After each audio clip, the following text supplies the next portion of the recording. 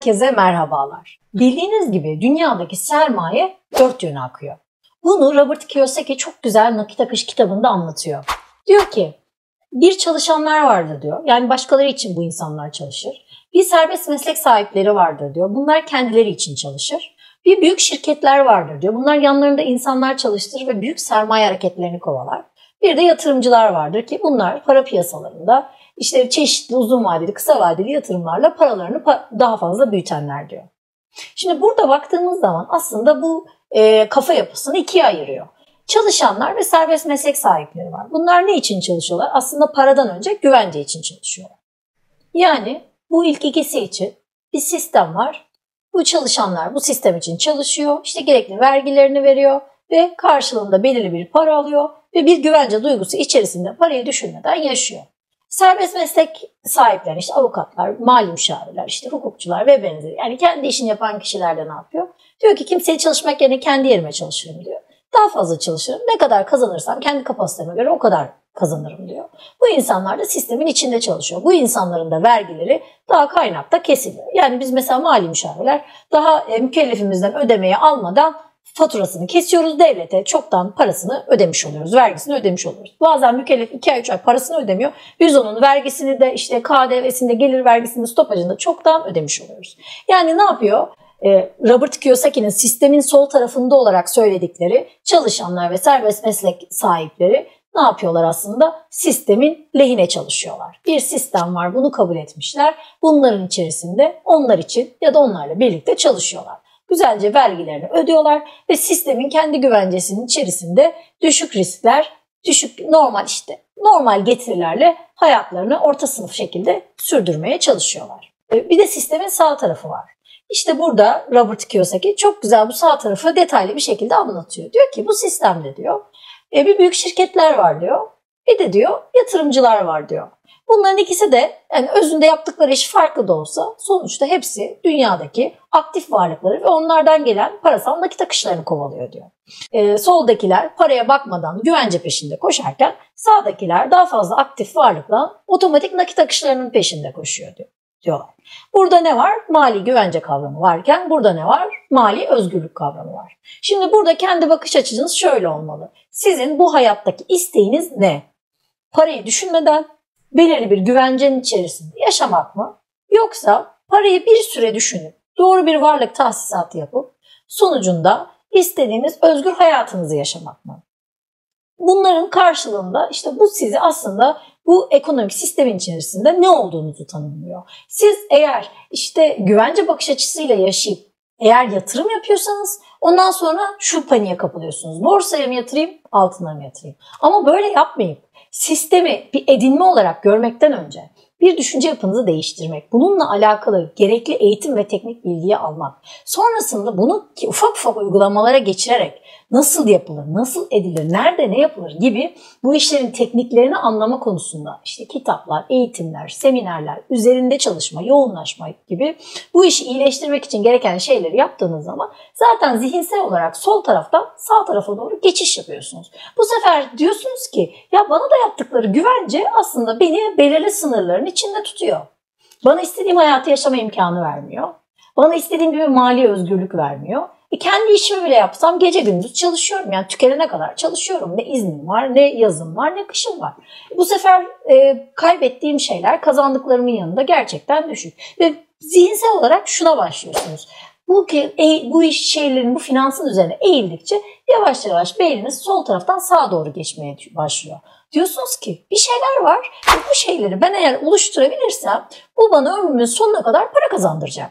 Ve ben bunda olmayacağım. Ben sadece işin tekniğini oturtacağım, mantığını oturtacağım, doğru bir şekilde bir sistematik kuracağım.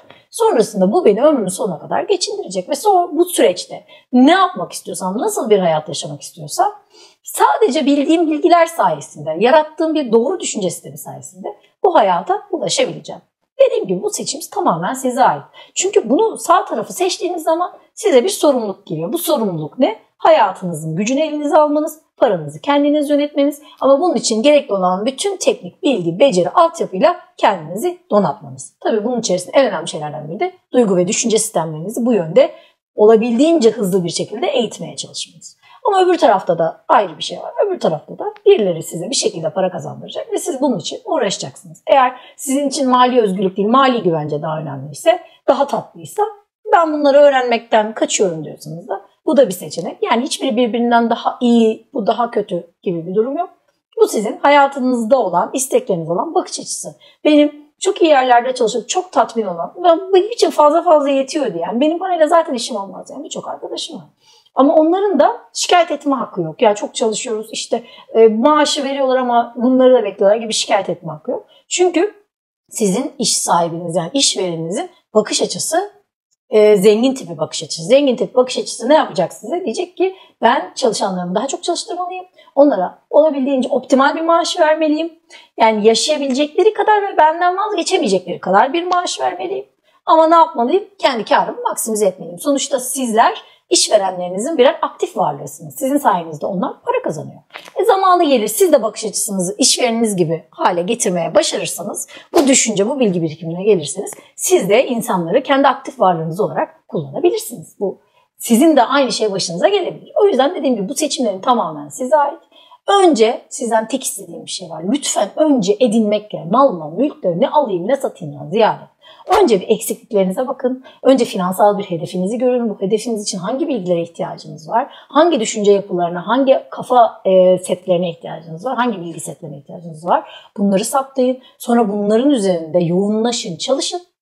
Ondan sonra da yavaş yavaş bunları uygulamalara koyun. Bu uygulamalara konduktan sonra düşünceleriniz değiştikçe, iyileştikçe, bu konuda kendinizi geliştirdikçe zaten kafa yapınız değişecek. Kafa yapınız değişince size akan nakit akışlarının şekli, büyüklüğü ve türü de değişecek. Bir anda kendinizi farklı bir yerde bulacaksınız. Peki Fulya, bu konuda ne yapmamız gerektiği konusunda sen tavsiye versen ne dersin dersen, bana sorarsanız yıllardır gezdim, gördüm, okudum, çalıştım. Benim tek bir düşüncem var. Bence yani bu sistemin sol tarafında olmak, yani çalışmak ya da kendi işini yapmak, serbest meslek gibi tarzında kendi işini yapmak. Bana sorarsan bu sistemin sol tarafında olmak, yani güvence aramak bence en büyük risk.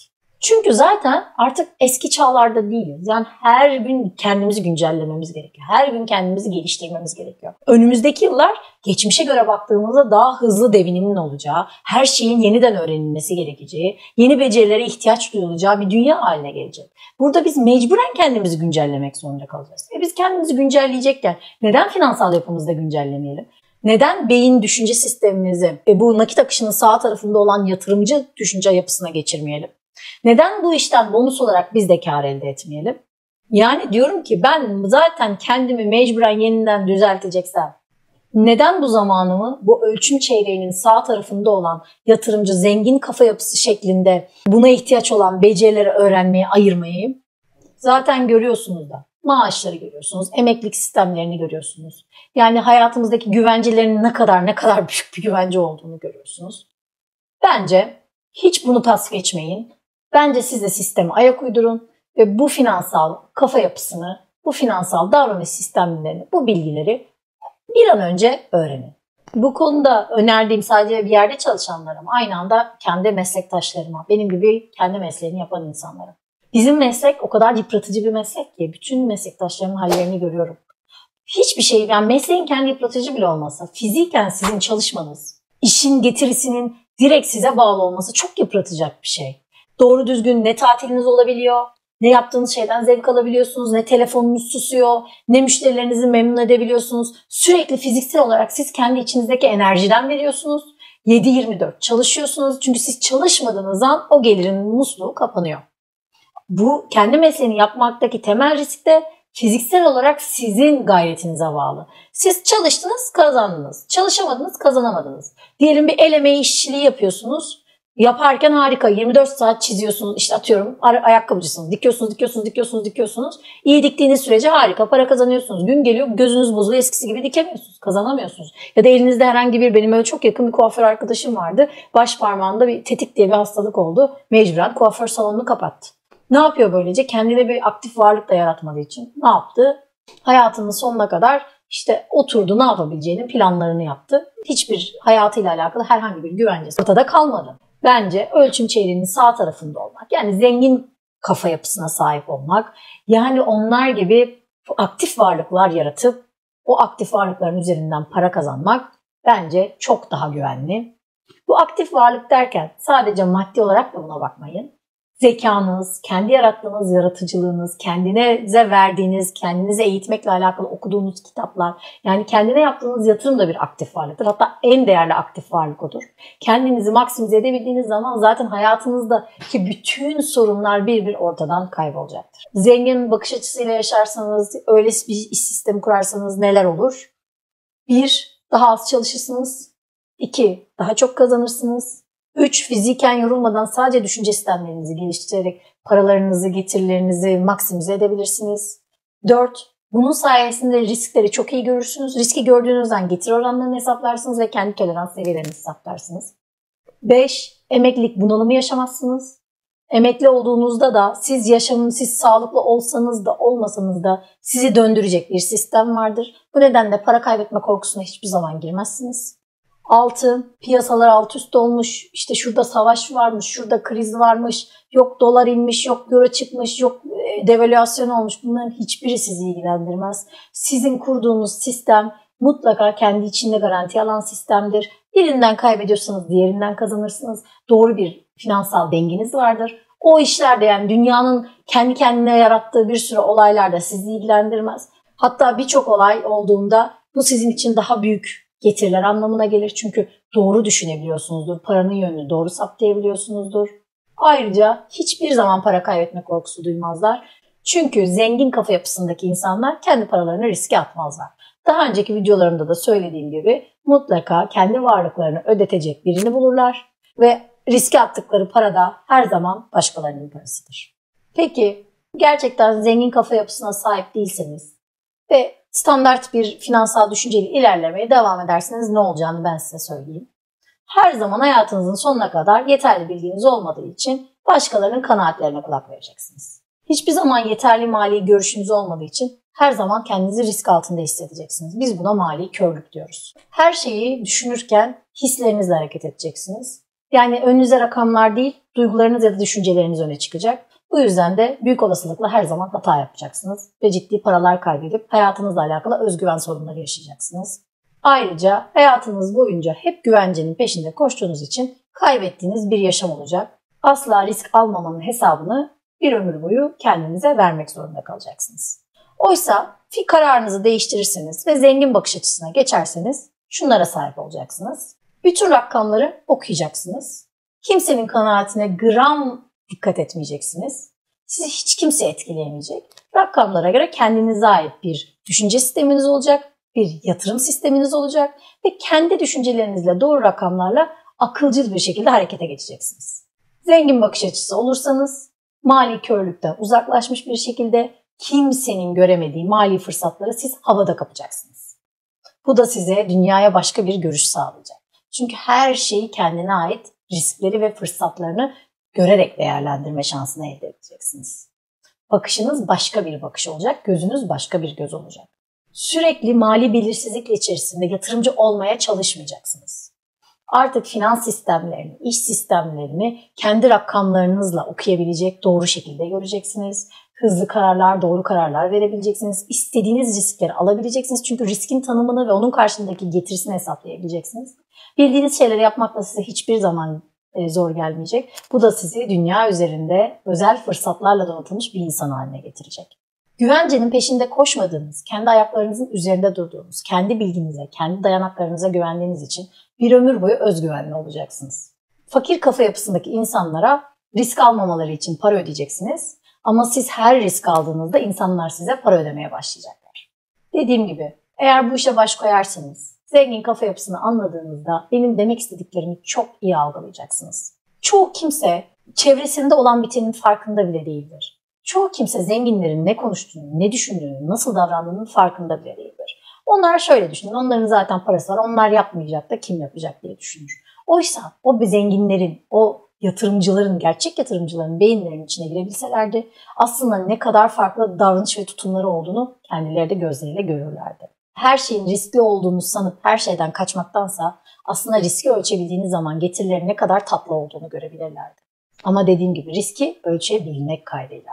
Riski ölçemediğiniz sürece edinimle uğraşmak size sadece zarar getirecektir. Bizim toplumumuzda da genel olarak konuşulan konular böyledir. Derler ki biri girdi, çok iyi işte çalışıyor, aferin ona. Oysa biri bir işte çalışmıyorsa, kendi işini kurduysa ya da yatırımcılıkla uğraşıyorsa hayal aleminde koşuyor işte. Sonunda bakalım hep birlikte görürüz ne zaman iflas ettiğini. Bu kafa yapısına uyarsanız, böyle düşüncelere hak verirseniz ve bu tarz düşünmeye devam ederseniz hayatınız boyunca fakir kafa yapısıyla, parası olmayan insanların zihniyetiyle birlikte hareket etmiş olursunuz. Oysa yeterli bilgi, eğitim, deneyim, yeterliklerinizi tamamlarsınız. Zengin kafa yapısına ulaşmak için zenginler nasıl düşünür, nasıl davranır, ne konuda ne gibi önlemler alır ya da riski, getiriyi kendi kafalarına nasıl tanımlarlar, bunun için neye ihtiyacım var, neler yapmalıyım gibi kendinize sorular sorarsanız ve bunun üzerinde kendinizi bu düşünce yapısını geliştirme üzerinde yoğunlaşırsanız emin olun bir zaman sonra siz de o düşünce yapısına geçeceksiniz ve insanlar, çevrenizdeki insanlar öncelikle sizi ciddi olarak yadırgayacaklar. Nelerle uğraşıyor, böyle işi varken bırakılır mı, bu iş yapılır mı diye sizi bir süre ciddi olarak en yakınlarını bile bombardıman altına tutacaklar. Ama siz gerçekten bilimsel şekilde, temelli bir şekilde bu işe kafayı koyduğunuz zaman ileride edindiklerinizi gördüğünde hepsi büyük bir şaşkınlık içerisinde sizi alkışlayacaklar.